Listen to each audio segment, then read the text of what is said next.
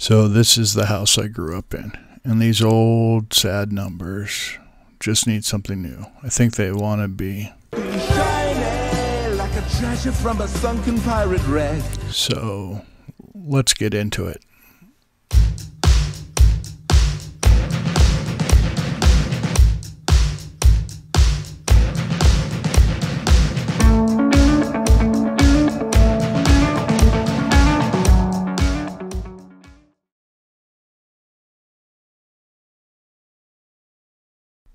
So all my Patreon subscribers get full access to the long form design and creation videos. The link is in the description and on the screen, so consider subscribing and supporting the channel for more great content like this and in-depth tutorials to go along with it. In the meantime, enjoy. So it started with this piece of oak and used my drum sander to get it precisely to 1 inch thick, and then used the finger ripper here to cut it down to size. This antique radial arm saw is just stupid dangerous, but it's fun to use if you're safe. It doesn't do a very good cut though.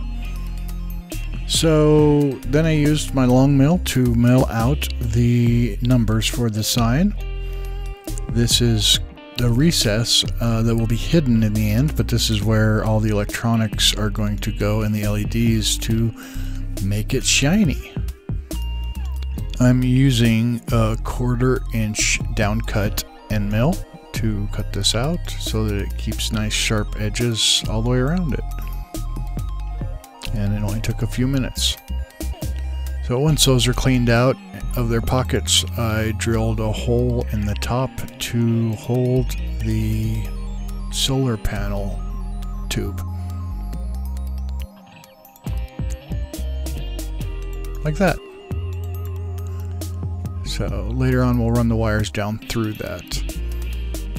And then I used my little battery powered trim router to cut slots for the wires to go between the numbers, because it's one string of LEDs, which you'll see in a little bit, and they need to run from number to number all the way around. So I need a little slot in the back for the wires to run. So I just freehanded this.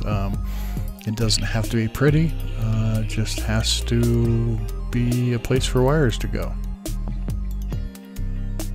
Used another little 1/4 inch flat end mill to just knock that out about a 1/4 inch deep or so.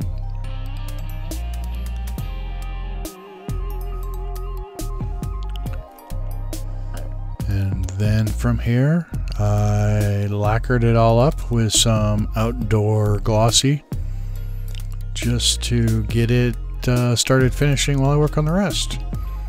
And this is where we start the fun part. I'm using a little 1/8 inch end mill to punch a bunch of holes for the LEDs all the way around. How I designed this is in the design video for all my subscribers. But this is clear not plexiglass, but clear acrylic with masking tape on one side to protect it from getting marred up.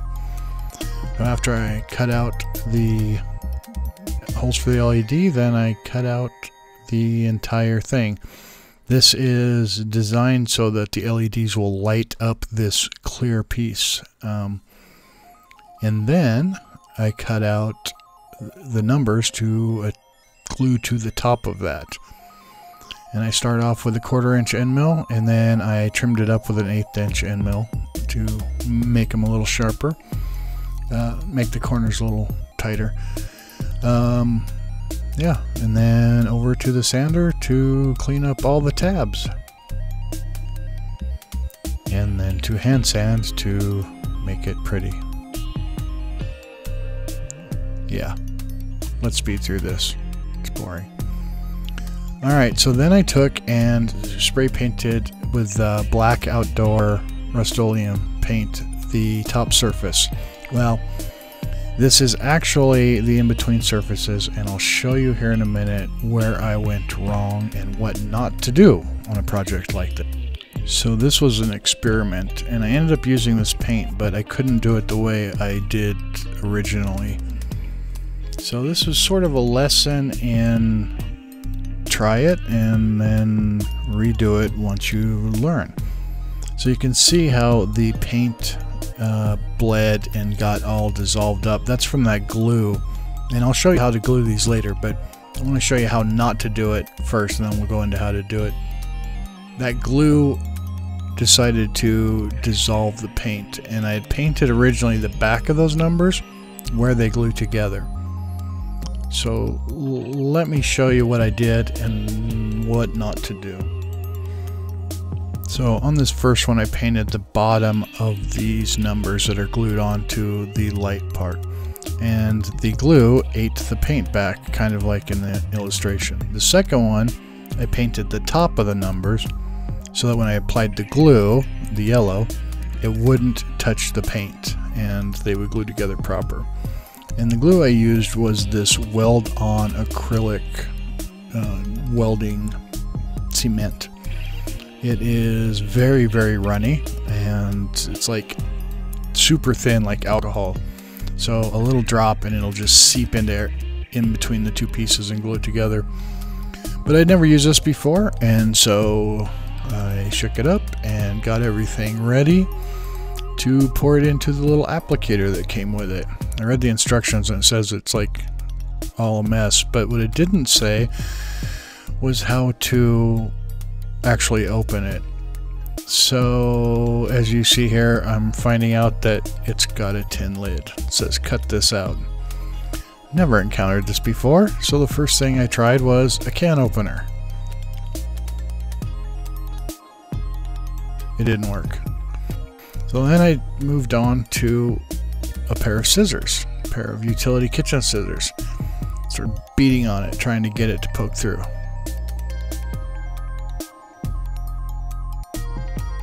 It didn't work. The thing was awfully tough. What to do? What to do? Ah, let's try this. This is my spring-loaded punch for marking center for drilling holes. So I just punched it and spring-loaded it a couple times until I had a hole through that lid. Yeah, there we go. There's probably a way to do this, but I don't know. I just wanted to get the stuff out and into the applicator bottle. So I punched a hole and then punched an air hole so it wouldn't splatter and gurgle out, and started to pour. Like I said, the stuff is super runny, and it also says it's cancer causing, so the first thing I do is run it down my hands. That's not okay. So, stupid me. Let's try it again. Yep, let's run it down our hands again. Not okay. Not okay at all. This stuff, wherever it touches you, it starts to turn your skin white. Yeah, not a great thing at all. So let's clean that up and put on some gloves.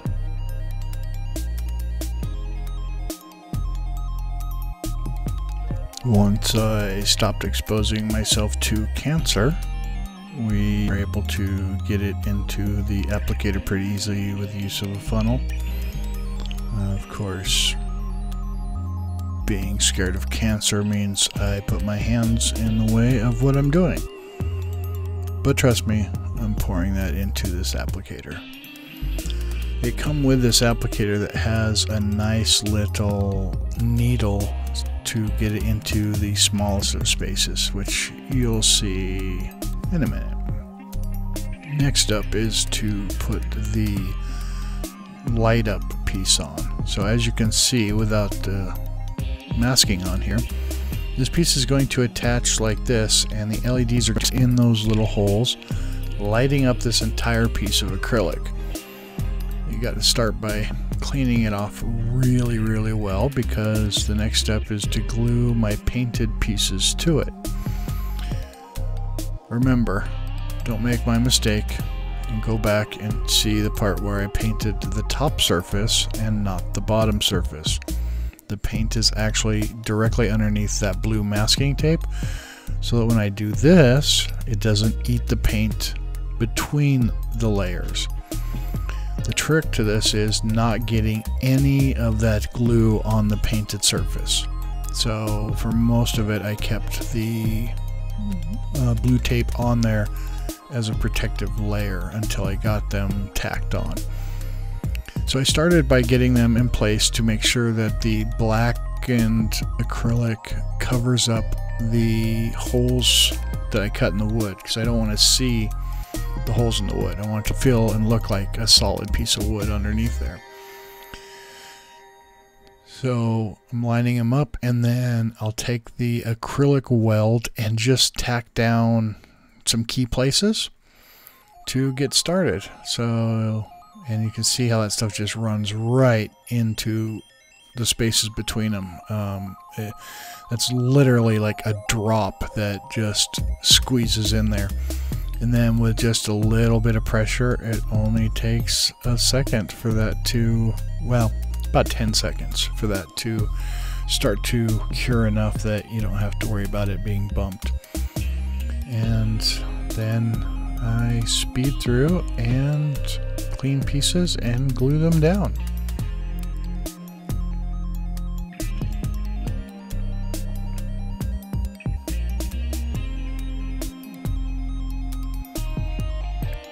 Nice shot of the back of my head there. The trick is to make sure they're where you want them, to cover up the holes that I carved in the wood.